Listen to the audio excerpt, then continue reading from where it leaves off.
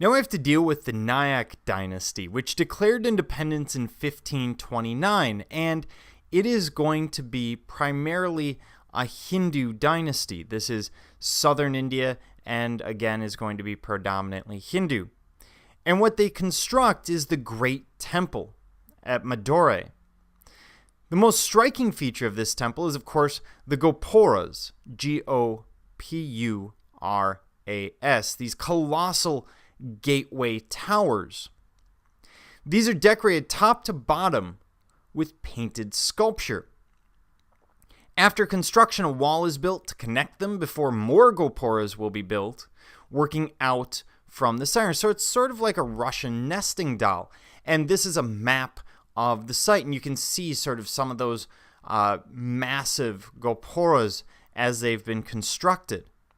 The tallest are going to be dedicated to Shiva and his consort, and are built over 150 feet tall, so just shy of maybe 12 to 15 stories.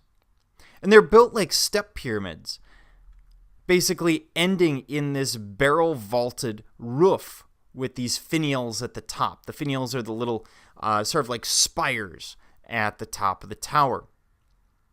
And then they're covered with rows of stucco sculpture representing the pantheon of Hindu gods. But the really interesting thing about this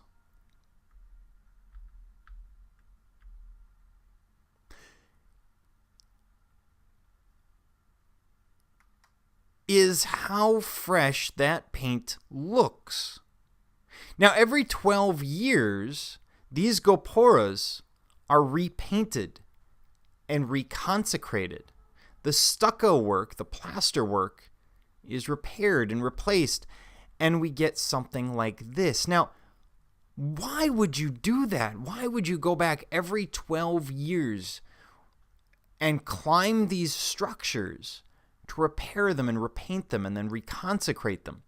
It's really about community building. I mean, think about it. If you had a church or some other community structure, and every 12 years you're rebuilding much of it, suddenly you've got some element of ownership.